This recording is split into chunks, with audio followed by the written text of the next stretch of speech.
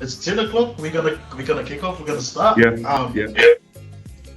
So kia orana to our team, beautiful Pasifika team, and all the staff that have made their time available to join us today. Um, so first of all, I'd like to acknowledge our Heavenly Father here, and bringing these kind of spaces and opportunities for us to meet up and talk, speak, and dialogue about culture, about who we are as a people, who Cook Islanders are as a people. This is important. My culture is important to me, and I'm sure respect is the way of Pasifika, and I'm sure Cook Island's culture is everything to them.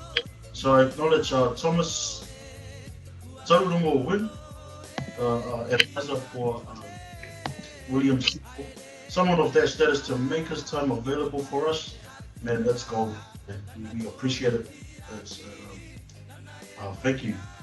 Not enough words to say thank you, but thank you for making yourself available to come and present with us, share about the Cook Island culture, also how it cross sects with the high incarceration rates and things like that, and identity is a big thing that Thomas will talk about. And I'm really interested, man, really interested about that, Mhm. and we're willing and ready to learn. So first way, if I can hand it over, I see Moana from Tokoroa has made herself available. If you want to open us up, please, in any way you feel you want to do so, and then we'll get started. Yeah. Meitaki. Mei taki, ka puri tātou ki te tua.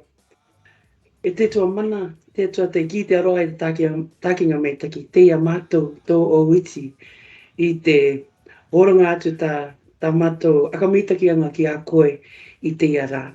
Tauturu mai i a mātou, i roto i tō mātou anganga, tauturu i tō tātou taiake o Thomas, i te ia rā ki aka kite atu ki a tātou kātoto e a tā au i inangaro no tātou kātoto. E te atua e aroa mai a mātou. Tamariki ara te tangata nei, ki a ora mātou i a koe. Āmeni. Amen. Amen. Meitaki, awesome. Thank you for that, Moana. Much appreciated. So, team, I just ask, please, if Thomas will present, if you can please mute your, I'll push your mute button so we can hear this crystal clear. And without further ado, I'm going to hand it over to Thomas Wynne to introduce himself and start his presentation. Okay. Thank you, brother. Kia orana tātou katoa.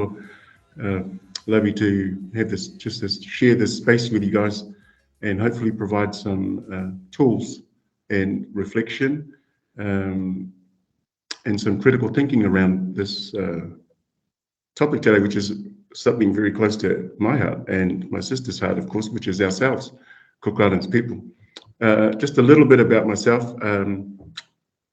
I currently work in Wellington, but I've spent probably 25 years of my life working as a youth worker, social worker, counsellor in schools in Auckland, working at Mount Roskill Grammar and Mount Albert Grammar.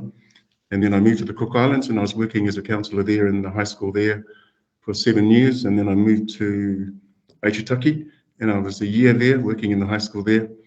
I'm a very proud Cook Islander. I spent 12 years in the Cook Islands and have moved back to New Zealand 3 years ago. I'll be here on loan for a little bit longer, but my plan is to move back home, and that's where I want to contribute next. That's my goal. I was born in Ponsonby. One of that first generation Pacific people that were born out of that first migration in the 1950s. My parents migrated to Ponsonby. My mum migrated from the Pacific Islands, the Cook Islands, from Rarotonga, and my father from the North Atlantic island of Ireland. And so I always say my parents are both islanders. One's North Atlantic, the other one's Pacific. And I've got 2 brothers and a sister from that marriage, from that relationship. And I've got 3 sisters from another. I've got 5 children myself. I've got a 40-year-old son who keeps calling me bro.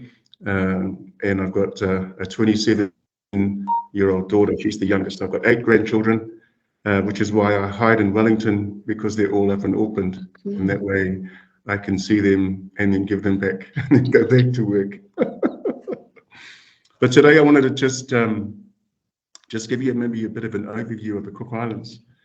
I've got a presentation. I'm going to try and share it now. Overview of the Cook Islands. Just jump to the next slide. So the Cook Islands are 15 islands in the South Pacific, with 13 of those islands inhabited. 2 are marine sanctuaries, and the rest have populations from 2 people to 10,000 people. So on the island of Suaro, 2 people live there for 6 months, and then they go up by boat, pick them up by boat, and bring them back to Raro for this cyclone season. I've actually sailed there. It takes about 4 days to sail there and about 5 or 6 days to sail back. The resident population of Cook Islanders here in the last census was 80,000. So we're currently the 2nd largest Pacific group in New Zealand, though the Tongans would say that there's more of them, but I think we're pretty close, Tongans and Cook Islanders. And you know, when I tell people that Cook Islanders are like the 2nd largest Pacific group, they're often surprised because they're not as visible, I guess. But the current resident population in the Cook Islands, as of about 2 months ago, is 14,500. So our population is very small back in the Cooks. Most of our people are here, and then we've got about 30,000 people living in Australia as well. So that our population is about 120,000 here, not living in the Cooks. Out of that, I think the significant number out of that number is 80% of our people were born here. 80% of our population have probably never even seen the Cook Islands, have maybe only ever visited it for a holiday, gone back for Christmas. And for the most part, even though they tick the box and identify as Cook Islanders, their experience around what it means to be a Cook Islander is often very limited. And for a number of reasons. I think of all the Pacific countries that arrived in New Zealand in the 1950s, and for reasons that I don't yet understand, Cook Islanders really pushed the idea of assimilation and of blending in and being a part of the makeup of things more than the others. And for that reason, our language is suffering, and we only have a very small, I think it's 18% that can actually hold a conversation in Cook Island Māori, and our language is now are identified as under risk by UNESCO. For the most part, our face-to-face or our engagement with our Cook Island culture will be around dance or song or food, celebrations around Christmas, haircutting ceremonies, weddings, funerals, birthdays. But outside of that, I'd say that that's probably the limit of the experience for people that call themselves Cook Islanders. The next slide. So this is the Cook Islands. You'll see there's a northern and a southern group. When people say the Cook Islands, often they think that there's just Rarotonga, and they think that we're all Rarotongans, but actually we're not. And the northern group speak a dialect quite different to the southern group. In fact, the northern group still use, some of them still use the WH, they still say whenua, they spell it that way.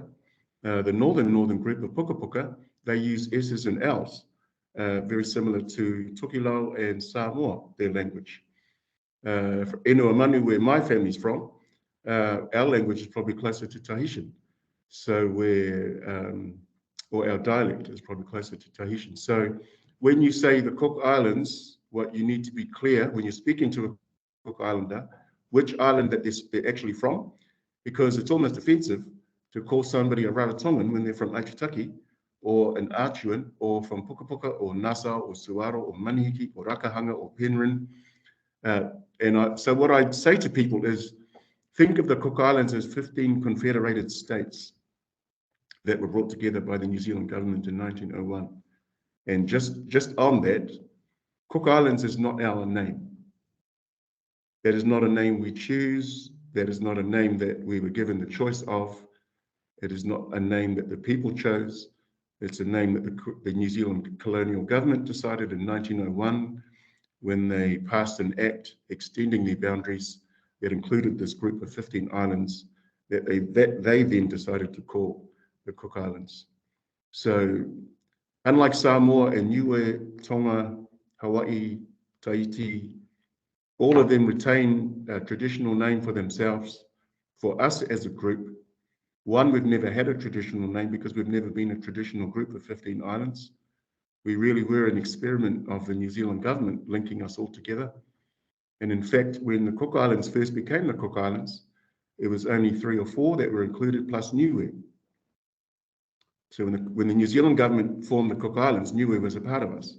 Then Niue came back after that and said, actually, we are not Cook Islanders, we are Niueans. And then their journey was their own. Just the next slide. Just some numbers I pulled out of the census. Just go back the next one with the numbers. There we go. Just some numbers for you, just to sort of get a snapshot of Cook Islanders and where we're at. So the median age for Cook Islanders is around 21. We've got a very, very young population. 17% of our Cook Island population are under the age of 20. 28% of our community have no qualifications, no formal qualifications at all, have left school with nothing. 18% can speak 2 languages, Cook Island Māori and English, but that means that there's 82% of our population that when it comes to speaking Māori or speaking Cook Island Māori, they're unable to have that conversation. I think one of the big figures for us that separates us from many of the other Pacific groups is only 37% of our population in the last census said they had a religious affiliation. So, you know, if we look at Pacific communities, faith-based organisations have really been the holders and the keepers of language and culture sitting within those faith-based organisations. But for the Cook Islanders, you know, more than half have no faith-based affiliation whatsoever. And, you know, apart from the faith value base that we get out of those sort of communities, this has really, I think, aided and abetted our loss of language and our loss of culture. That has definitely been a contributing factor. 2/3 of our population live in Auckland, and 83.1%, like I said before, were born in New Zealand. And the median income for a Cook Islander in New Zealand is 22.5 thousand a year, which is incredibly low. But when you take in factors like our population is very young, they leave without generally a formal qualification, they generally have no faith-based support, they were born in Auckland. The fact that 22.5 thousand is the Pacific median income for us is telling, especially when we're thinking about offending and the reasons why people offend, and why the access to goods and services outside of the normal realm of how we attain goods and services may be more appealing when your income and your qualifications and your disconnection and the environment that you're born into is one that I'm talking about at the moment. Next slide.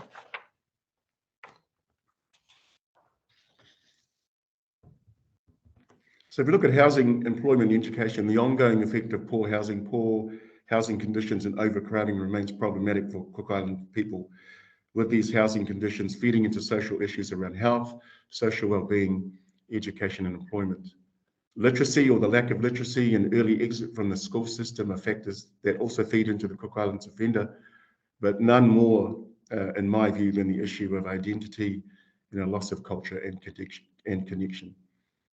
Identity and the disconnection from culture remains the biggest challenge for Cook Islands Māori born in New Zealand, with 80% born in New Zealand and most of them not speaking Cook Islands Māori. This vacuum of culture, my position is this vacuum of culture feeds into the vacuum of identity, and the identity vacuum is often self-medicated.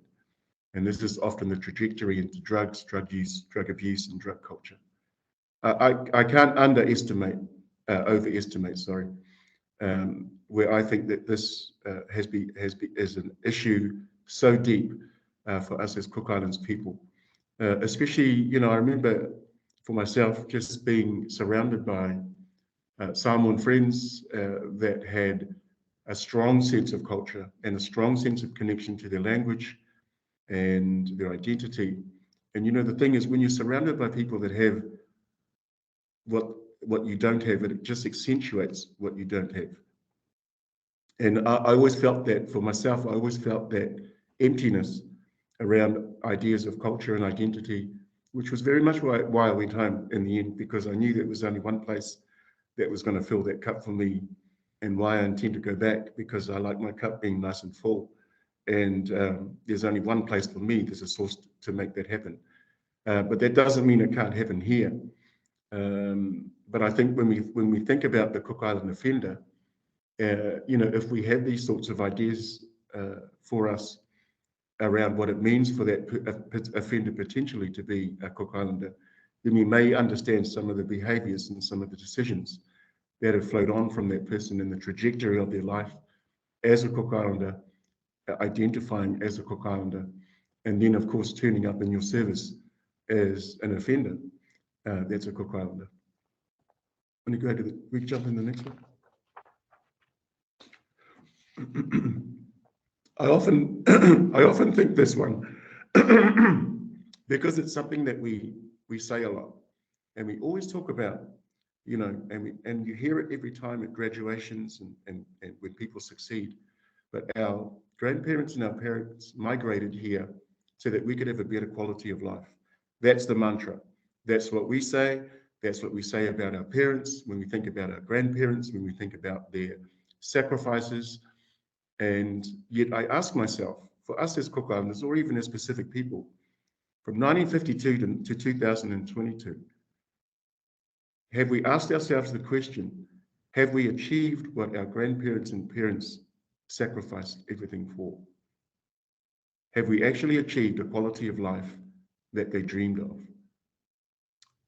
As they're moving from the security and safety of their home to an industrial 1950s New Zealand, and now we have the children and the children's children of those migrant parents, have we as Pacific people attained those aspirations, and do we live that thriving, abundant life that they dreamed of?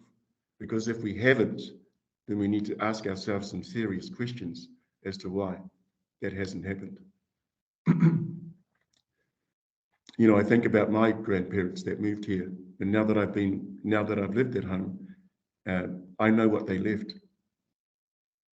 And now I wish my grandmother was still alive. I'd ask her that question, but she'd be 103 today if she was alive.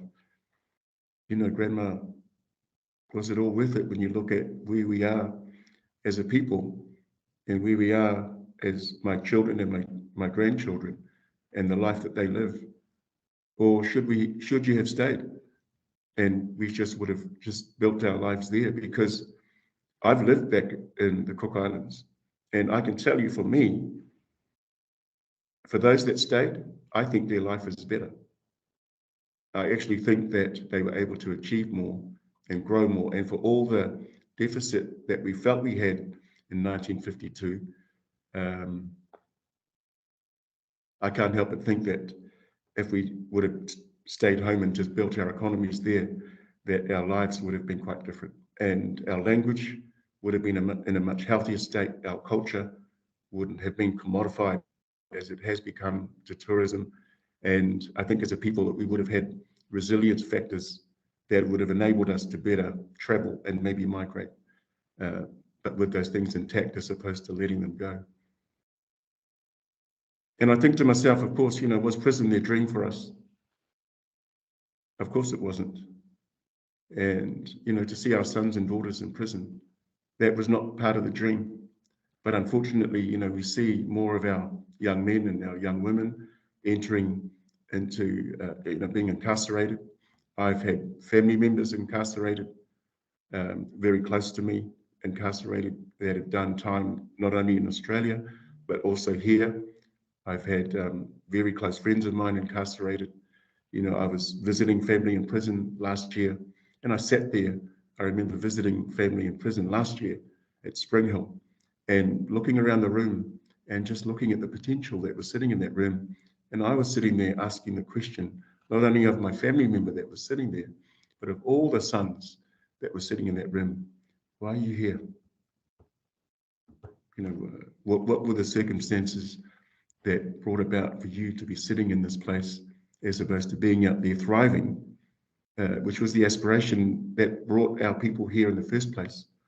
And I guess it's a question, you know, that we all ask, whether we're working outside of prisons, whether we're working in government, whether we're working for the correction service or anything attached to that, or faith-based organizations, or those in the health industry, or those of us that are working in care. How did our sons and daughters end up there? Because the fact remains that, and I said this to my family member that went into jail, when you went there, we went there also. When you go to jail, we go with you. Because your name is my name. Because you are a part of me. And where you go, I go. Because we always celebrate the success. You know, when Mate Tonga wins, the whole Tongan kingdom, the whole Tongan community celebrates. But the same can be said for when there's failure. And the same can be said for when our sons and daughters end up in jail, that their failure becomes ours. And that's the onerous responsibility of all of us that are Pacific, is that succeed or fail, they are still ours. They still belong to us. We don't let them go. I always say this to, you know, sometimes I say, you know, that guy's an idiot. So yeah, he is an idiot, but he's our idiot. You know, he belongs to us. And sometimes we laugh about that as a family. But the question remains, you know, why are they there? And then the next question, of course, for those of you that work in corrections is, why do they keep coming back?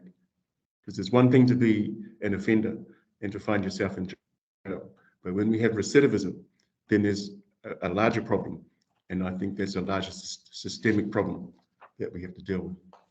So my position is clear, that disconnection for us as Cook Islands Māori and as Pacific is the single most destructive factor that all other negative factors flow in and out from. Disconnection from family, disconnection from culture, disconnection from our faith, and disconnection from our identity. When we disconnect, for us as Pacific people, it is traumatic. It reaches into a part of us that is so painful that the only remedy for that is to either take that pain out on others and to inflict that pain on other people, or to self-medicate it, or to do both. And we see with offending, those that find themselves in corrections and those that are in the system, you know, they're either doing one of two things. They're either self-medicating with drug use or drug abuse, and then there's the on-flowing effects of that, or they are taking their personal pain out on somebody else, and that is a whole other story, or it's a combination of both.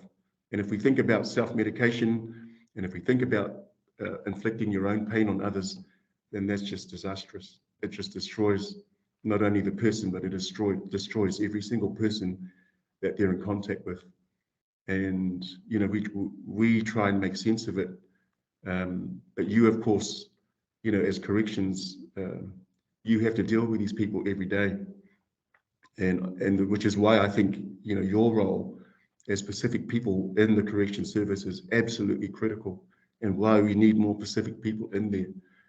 But I think that there also needs to be some understanding as to what our role is actually in that space. And I just want to talk about that just a little bit further.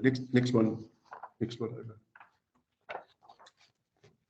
Just as I said, the pain of disconnection is often met with the high of self-medication. And when I say the high, it's the high that a person can lift themselves out of their pain and be somewhere else. I mean, we use the term out of it because that's exactly what it is. I'm out of the pain that I'm in. And when you think about it, of course, it makes sense that someone would want to remedy the pain that they're in. And they take themselves out of that pain by, you know, using something that will make them feel better, by taking something or using something. but we know that they've just created two problems. Because one, they haven't dealt with the pain of that situation. They haven't dealt with it, the issue itself. And two, they've now created an addiction, possibly. And so, and then with the addiction comes the dependence, and with the dependence comes the people that supply these things, and with the supply becomes that whole system of things that then our people get caught up in, and they then find themselves in prison, and they find themselves, addicted or involved in organizations that are unhealthy, that feed into that same toxicity. Next one. But you know what? The good news is, because I'm definitely a strengths-based person, connection is our strongest resilience factor also. So, I think if we reframe some of the reasons as to why our young men and women find themselves in prison, and think more around these ideas of culture and identity, and drug abuse being the medication of that pain, then we also know that we know how to provide the kinds of things that will build inside them. And culture and identity are readily available to us. It's the kind of thing that if we think along those lines as an answer, then we know who it is we need to talk to, what sort of people we need to bring in to speak to our young men and our young women that have these sort of cultural capital, cultural intelligence strengths to feed into that empty cup of theirs. I've got a picture there of the waka, and this is where the oi or the rara meets the waka itself. And as you can see, it's lashed together. And, one thing that people don't realize about our traditional voyaging canoes or wakas is that they were lashed. There was no nails. There was no nails used to put those things together. And even the modern ones that I've had the privilege of sailing on, they're lashed together. There are no nails in those things other than the nails that go in the running boards on top. The whole thing is lashed together with kiato running across and the two holes running that way. The reason we lash things and not nailed them is because the lashing provides flexibility and movement. And that movement and flexibility was really, really important on the water when we sailed, because of course, unlike a highway, the water moves and is volatile and can be calm one day and can be very, very violent the next. And I wanted to add that to the mix of our thinking around culture and identity, because it's vibrant and it's not something that's static.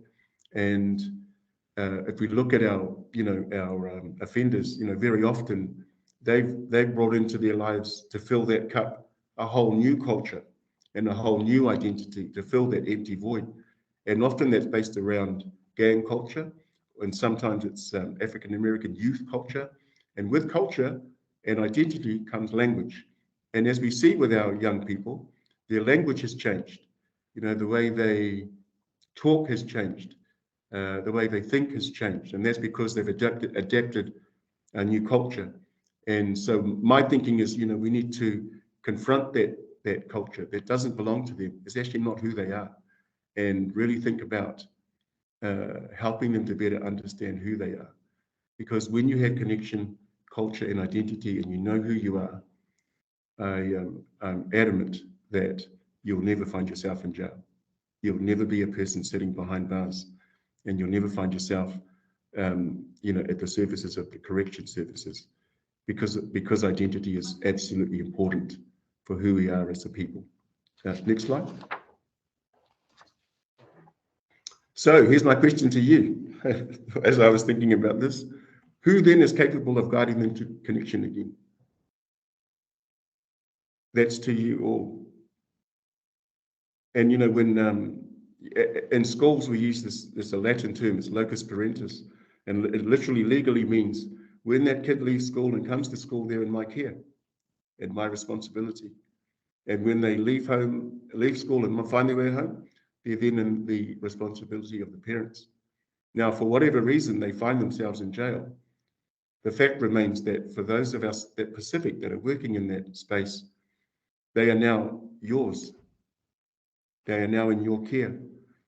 And there is for us as Pacific, we don't see other Pacific people as just other people or strangers.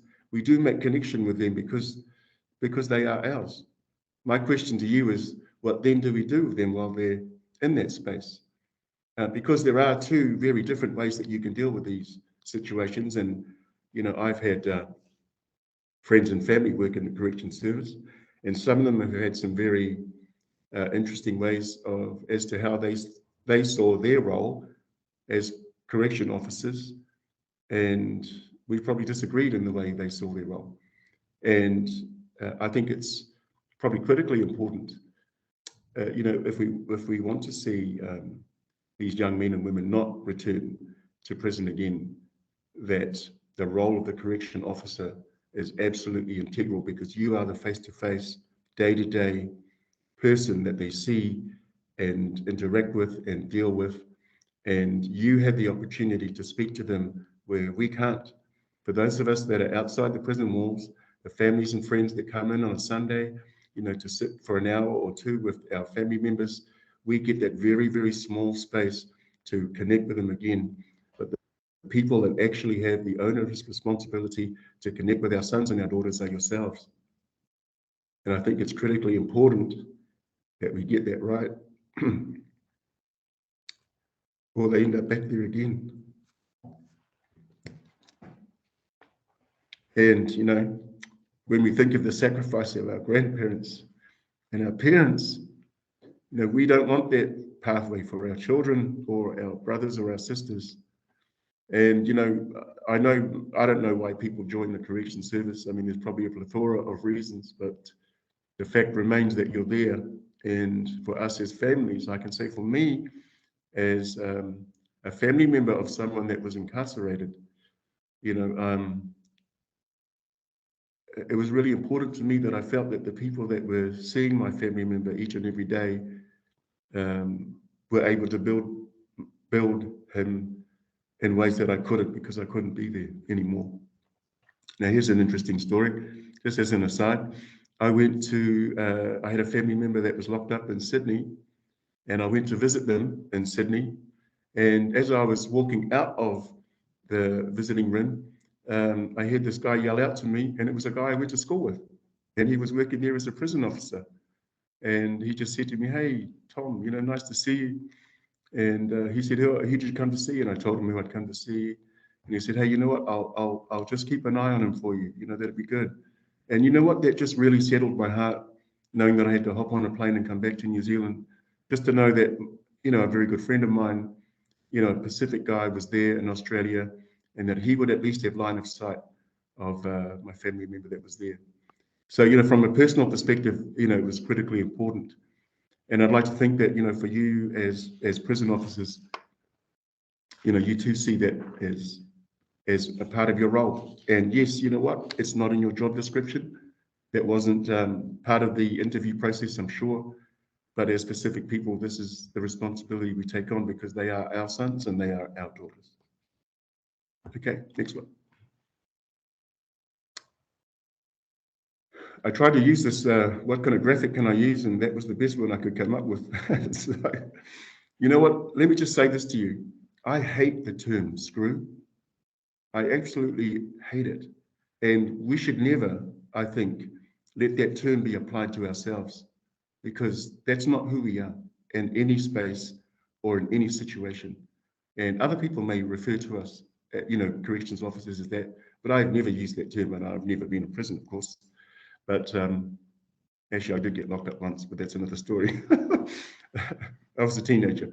But look, I think that we need to push back on these sorts of terms and terminologies and these sorts of ideas, and be sure that as a service that we are not buying into that sort of deficit view of who we are and the role that we play in the prison service and with our young men and our young women. And that actually we can flip the script, and that we can use our cultural capital and our intelligence to connect and build, or we can just, apply that broken colonial lens which suppresses people and beats them down and reinforces their disconnection and their trauma, only to guarantee that they'll be back again. And again, the choice is always ours. who will I be turning up to work today? Will I be the best that I can be? Will I bring all that I bring?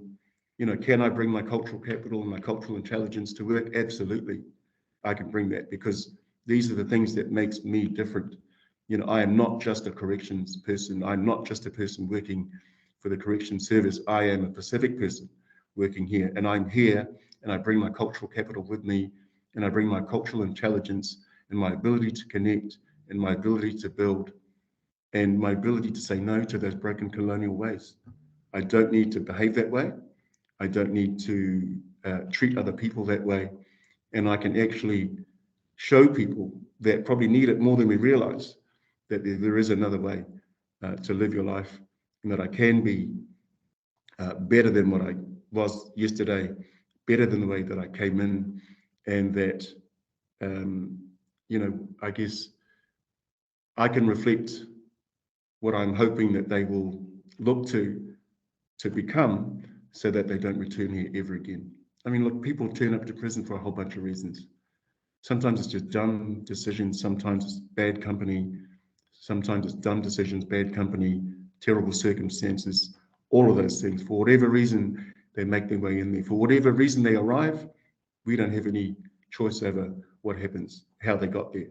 What we do have a choice of always is what we do with them while they're there. And I think that is critically important. And I firmly believe, that for our corrections officers at a Pacific, that your approach, that what you bring to work every day, that your ways in dealing with our sons and daughters is different, because we are different, because we see the world differently, because we see them differently, because we understand the power of connection, because we understand the power of cultural capital and cultural intelligence, because we understand the power of our faith, of our values, and of the things that make us resilient and strong, and that help us to identify who we are, so that we can stand and so that we can make healthy decisions. I think that's really important. So as you're having your cup of tea on your way to work, think about those things because, in my mind, if you're dealing with people and you're interfacing with people, it's never a job. I'm not at a job. I've never gone to work thinking I'm going to a job. It's a vocation. It's something that we feel called to. And, correction service, regardless as to what other people think about it, I'd like to think that you have a sense that you are called to this job because you're there not just to do a job and get paid and go home again, but you're there to make a difference with people that absolutely need guidance more than anybody else. And the best thing is you've got a captive audience. That's the best part. They're actually not even going to go anywhere. You've actually got them each and every day, and you actually know how long they're going to be there for. So you are in a prime position to be a person of influence in those situations. Or you can choose not to be. And like I said, use that colonial lens on our sons and daughters and apply that instead, only to guarantee that for the most part, they'll be back again. And that's what we don't want. So the last one.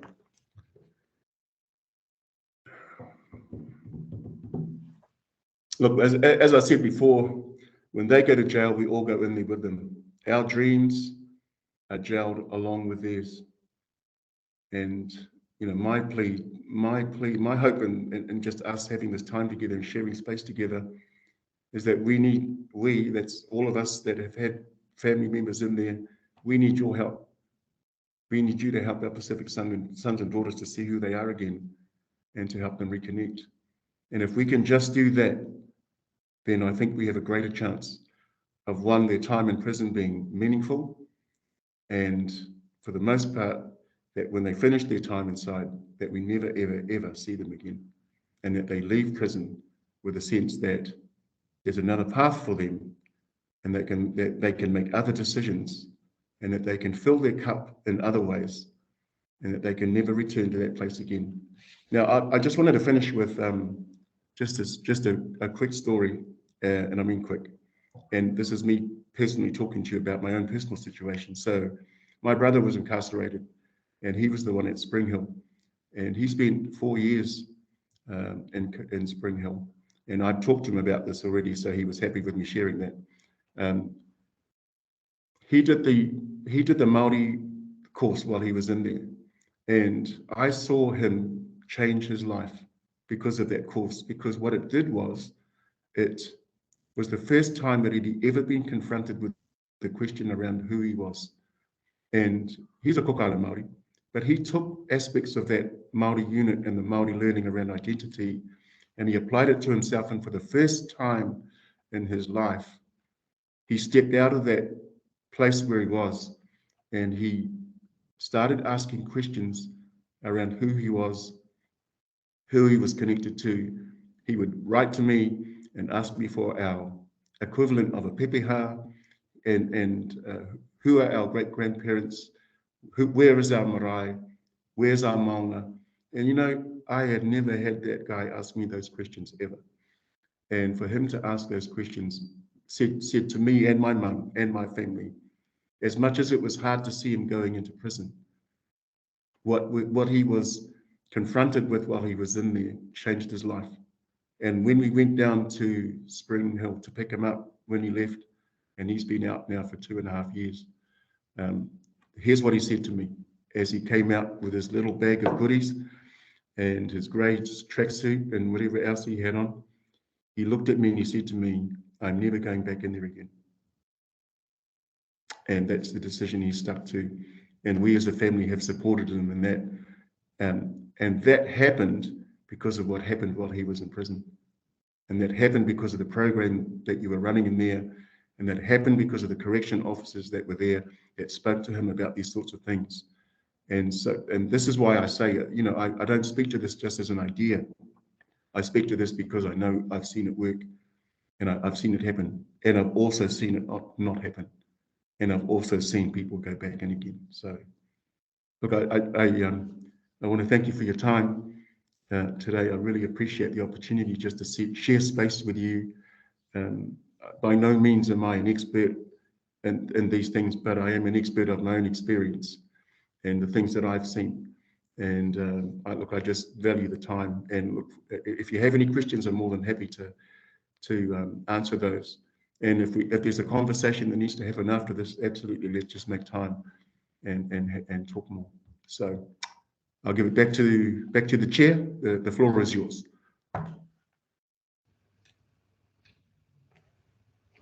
Meitaki Thomas Wynne, my law lover. Thank you for that. That was awesome. That was really insightful. Yeah. And we're really receptive. Really hit home on why we're here for Pasifika, the space. But I think right now we're gonna, like as you said, it's a time at the end for questions and answers. So team, I'll put it out there. Thank you for joining us. If you got any questions for Thomas, now's our time. Even if we go over time, I think it's well worth it. While we've got the advisor here with us, Thomas, let those questions fly. We're about to put the next PIP program in Auckland District on steroids. Because, yeah, all right. We want to really hit these guys deep with what the identity is about, who you are. Who are you? You know, I've never met anyone who doesn't feel good about themselves, who doesn't know who they are. This guy feels too good. But back to you, team. If you've got a question, go ahead. Yes, yeah, we've got a question there, all the way from, yeah, feel free to share. Meitaki Atupaka Thomas, thank you very much for sharing, especially your own personal stories. I think it's such a privilege to hear that lived experience voice. So really thank you to you and your whānau for allowing them to share this with us. Look, I know that most of my colleagues on here are from the community. I think I've seen that we've got a prison director on here, Michael Rongo, from Manawatu. So that's awesome that he's here, because often our corrections officers are on the floor and don't have the privilege that sometimes we have for this. So it'd be great if this recording was available for them to, to view at some point. I think it's got very strong messaging. sharing that I think is beneficial. But look, so my question, Thomas, and you know, we've worked together for some years in the Cooks, but my question is, given that, you know, the faith-based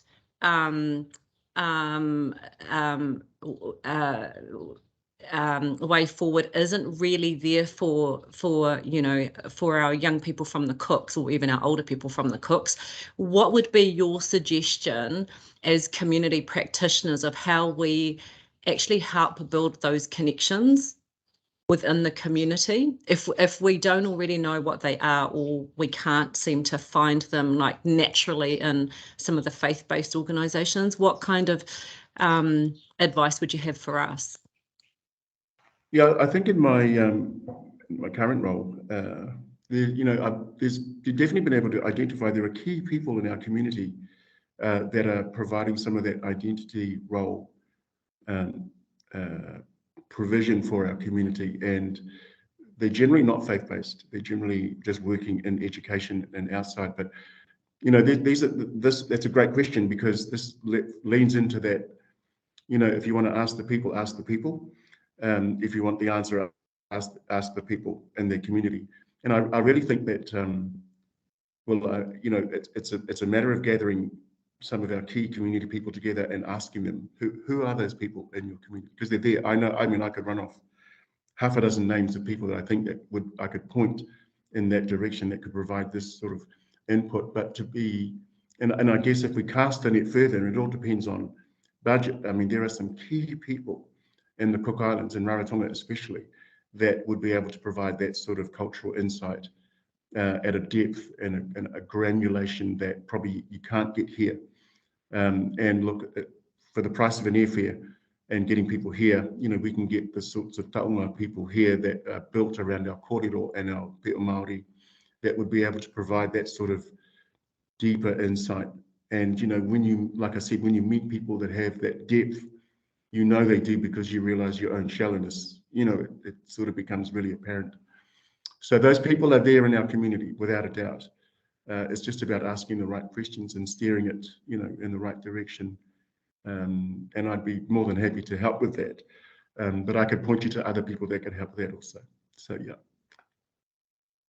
Mei taki. Mei taki.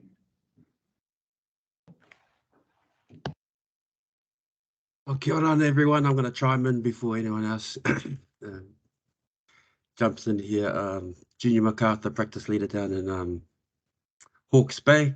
Junior MacArthur, come on. Kia ora, Mr. Wynne. Your face looks so familiar. I can't. Come on. I think Matthew can help me with placing you, but yeah, no, thank you for sharing, Matua. Thank you very much for sharing. It really hits home. You know, and you're weaving in all the holistic and the therapeutic and the, you know, lived experiences. All of that stuff is really beautiful to hear. You know, someone of your caliber and, you know, education and, you know, all of that to be able to share from your heart. Thank you very much. It's a question.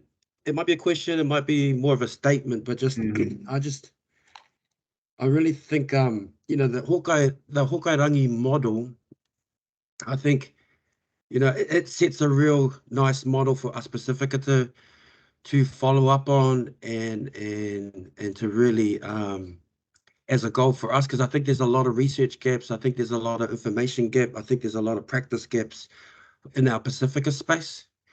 And what you've been talking about today really, it really provides a lot of energy in our Pasifika networks, why we exist, why it's important for us to hold this space in all our different districts. I mean, it's easy in Auckland, Wellington, and the main areas, because there's plenty of us there to really, you know, be prominent in leadership and all of that stuff. And there's more room to grow in that space too. But in the districts, there's Pasifika communities all up and down the motu, and with less resources, with less programs, with less counsellors, with, you know, that really can help speak to that sense of loss of identity. And our practitioners, you know, regardless of culture, they really need the upskilling too. Well, my personal thing is, I'm sick of upskilling my, you know, practitioners about Pasifika when we're all part of this. It's not just our sons; they're part of this small family of 5 million that we really, you know, it's something that we can do. And so I think Māori is overrepresented in our system. So is Pasifika. We're the next on that tier. So really important to have a strategy, really important to be purposeful about our interactions and to upscale. All the reasons why Hokairangi exists, I believe it's really important to have something for us to exist as well. And the momentum is building. Thank you to Robert Powell. Shout out to, you know, all of our leaders across the motu is really holding the space and creating this momentum. Because like I said, there's a lot of gaps. And I think as it rises, you know, everything that you talked about, the reason why it resonates with us, it will become part of our practice and part of our goals. We need the goals and we need a plan.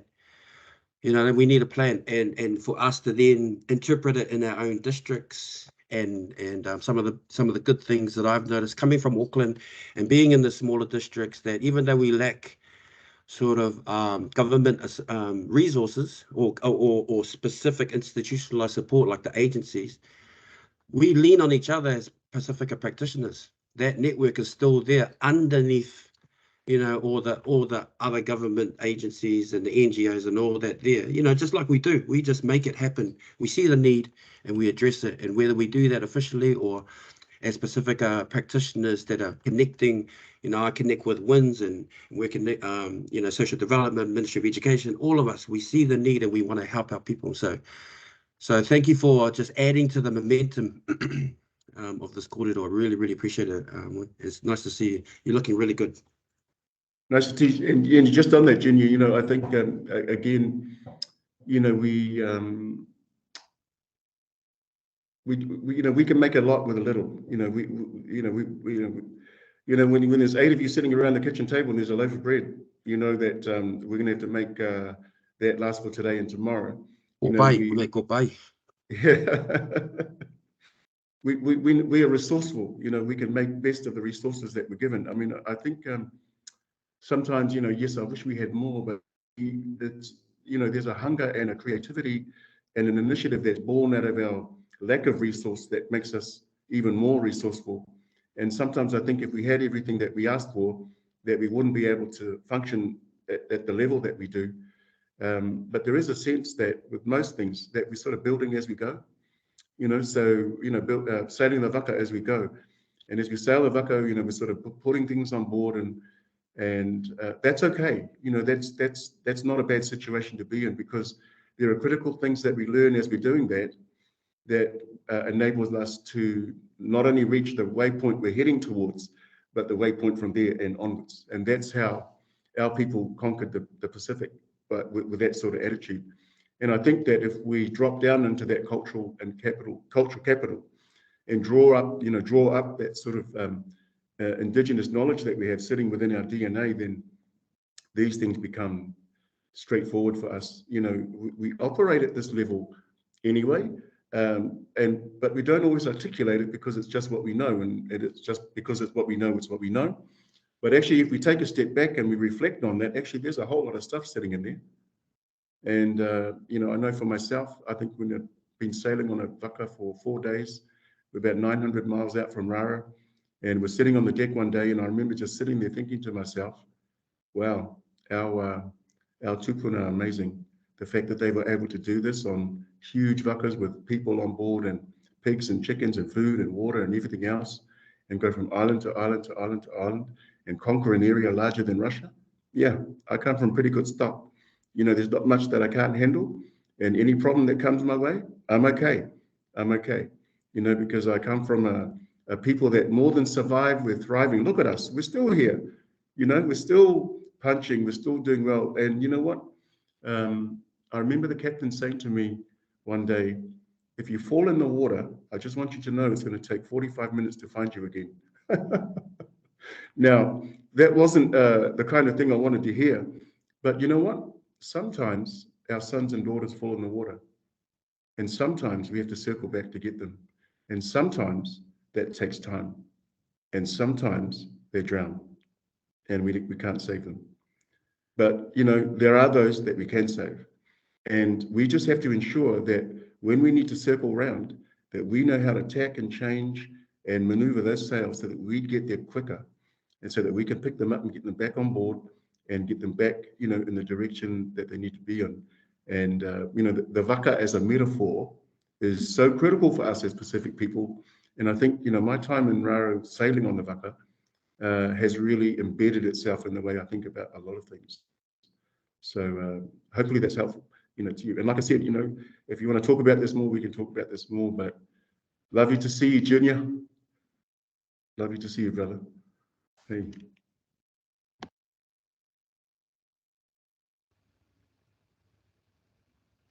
Whakatau mole tala noa, and appreciate your comments and your wisdom in the space that you've been operating, Tom, for a very long time.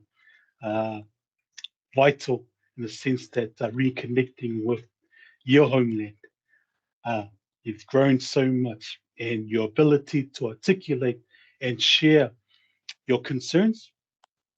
But I would also like to take a moment to thank those of influence that are here, our leadership amongst the Arapautama that are here, listening to the kōrero, because while our frontline staff are operating in that space, they too need that support in the sense of this is the direction they're taking. It may not quite fit, and yet our leadership are now listening into why into taking that direction. And what they need is that support, the support to carry on and work with our tane, wahine, and tamaiti, the rangatahi for the people that we care for in our oversight. So I still remember a few of us here, Bay Roscoe, the field, helmets and pads, and you run through the play, you reassess, and you go at it again. For those on the front line, hungry. And I think that's what it is. In whatever direction we take, reassess. And I love the fact that the lashing, the flexibility when it comes to knowing that it is in a volatile space, that the ability to maneuver in those times. So love the metaphors, love the kōrero, and appreciate your time, Tom. And I appreciate everyone here listening in. Looking forward to our leadership sending this video, this kōrero to others who have missed out on the opportunity to be here live, so they may listen in and assist with their decision making in the sense of supporting our frontline staff, Pasifika, non-Pasifika, who are here to serve. Because our main function is to minimize the offending rate. Yes, absolutely. To minimize the offending rate. Me taki. Me taki mata. Hey, It looks like lunchtime, yes. Yeah, time for lunch, Tom. See you down the tip shop. It's home, brother. It's really good, man. Just want to, one of the things my mum said to me one day, and talking along similar lines to what you're saying today, and man, honestly, the kōrero is awesome.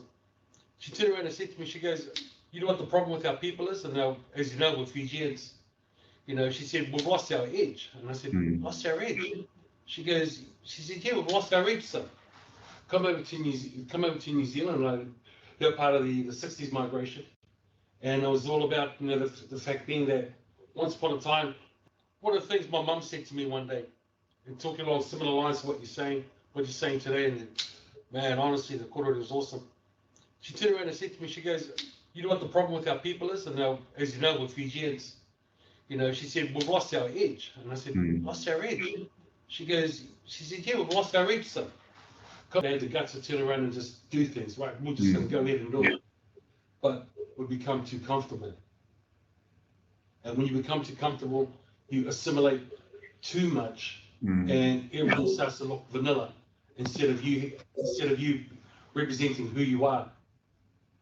And we sort of, so the thing is that what you're saying today just resonated a lot with me, bro. So I'd like to really thank you for your time. No, I appreciate being here.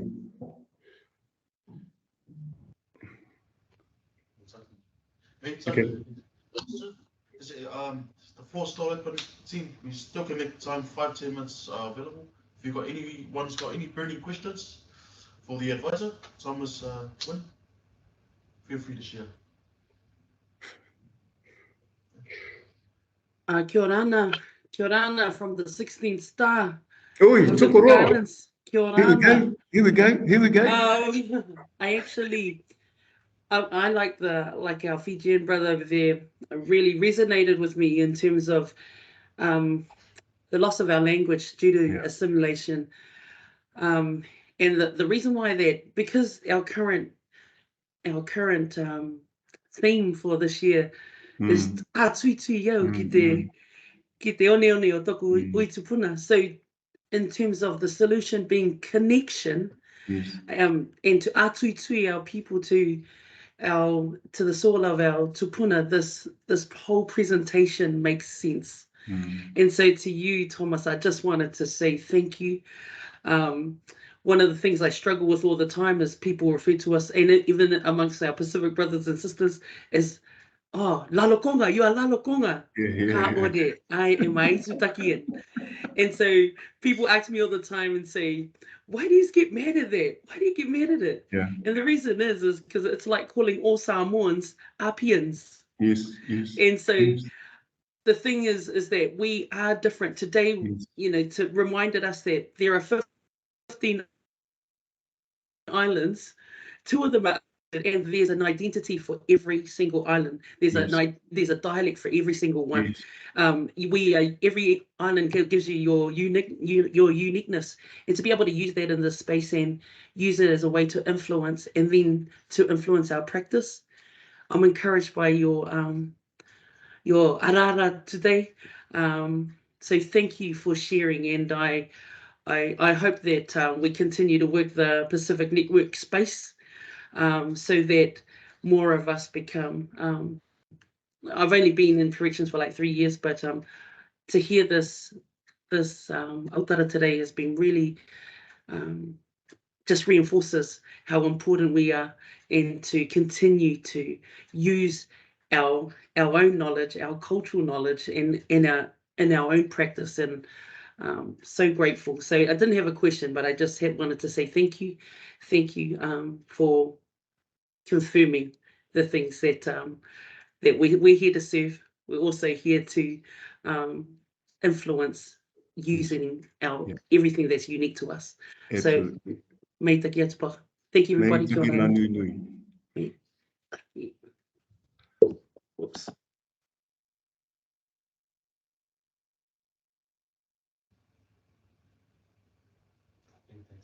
Kia ora tātou katoa. It's Michael Warongo here, Prison Director, Manawatu Prison. Kia ora Thomas, kia ora Thomas. I wasn't going to say anything, but I had that burning sensation to jump in. Rob knows what I'm like, to share a few thoughts. And I don't really have a question, but more a challenge. And the challenge is, I guess, to our Araputama family is around 2 things. One was Rob Pa'o, who's on here as well, and Matt.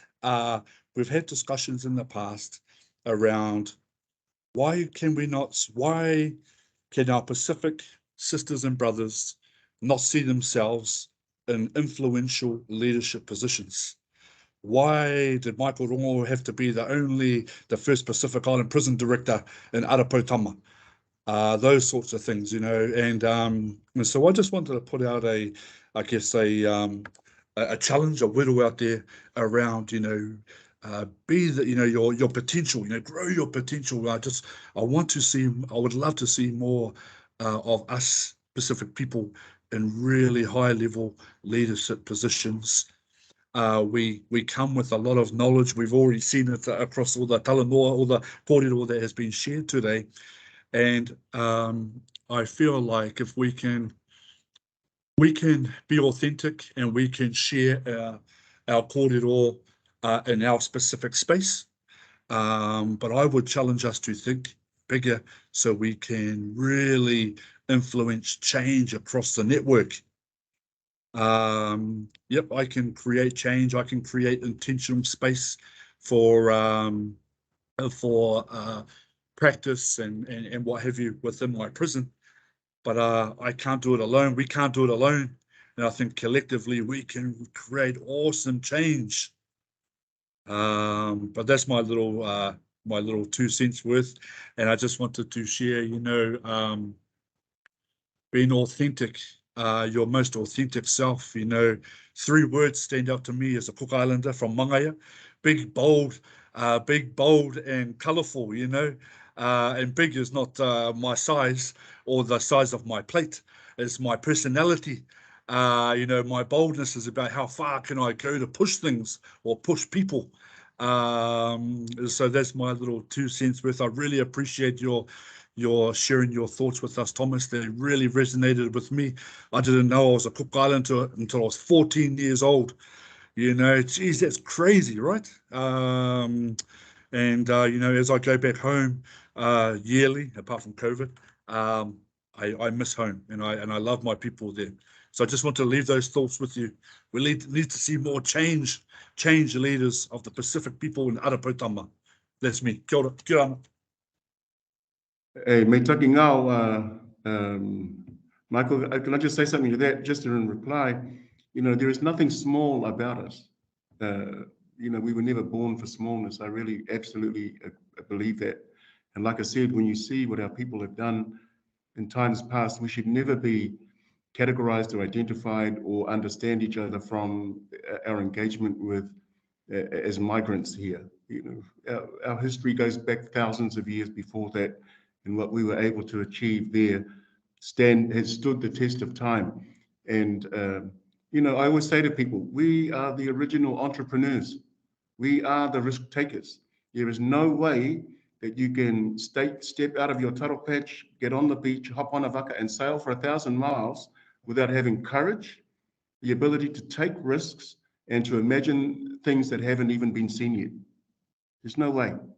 So when you're on the ocean, the horizon is 70 nautical miles in front of you all the time.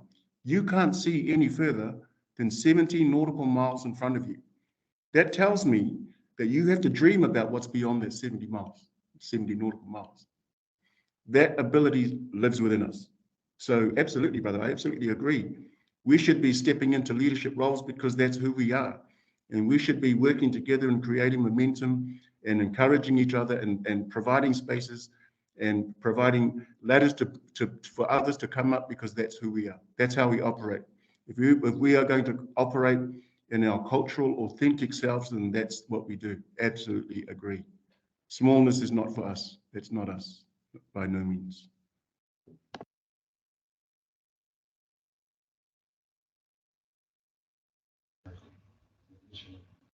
Unless the advisor has got anything else, in case we don't want to hold up the advisor.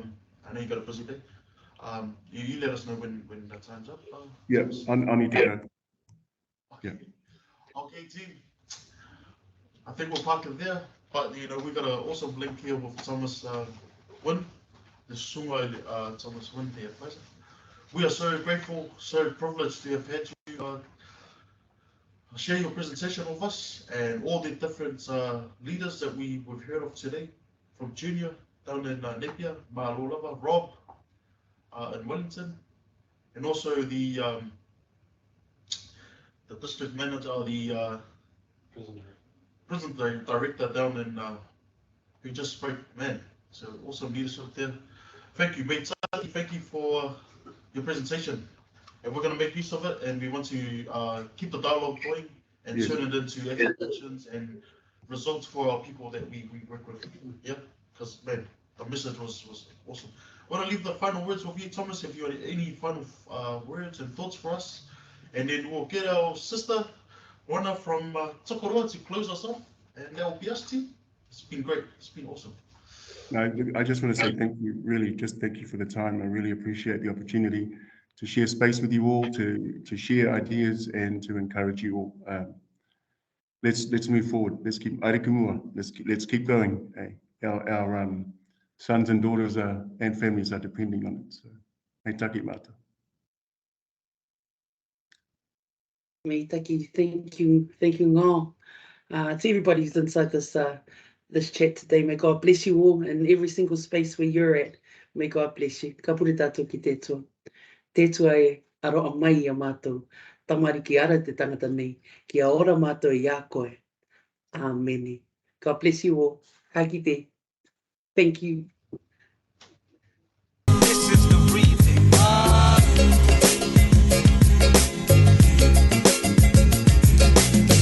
When trouble came to me, you were there.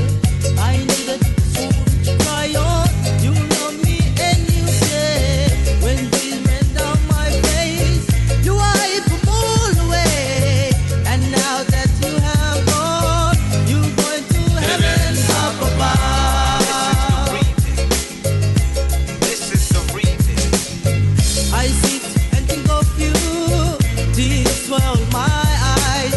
My heart is like a rose. It's One of the things my mum said to me one day, and talking along similar lines to what you're saying today, and man, honestly, the korore was awesome.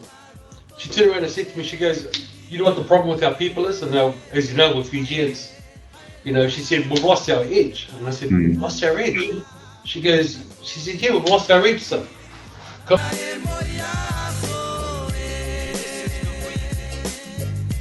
This is the remix. I sit and think of you. Tears swell my eyes. My heart is like a rose. Its petals slowly die. Kare aruhe kitea kaho. Ia koe. Kua karu koe. Ia koe.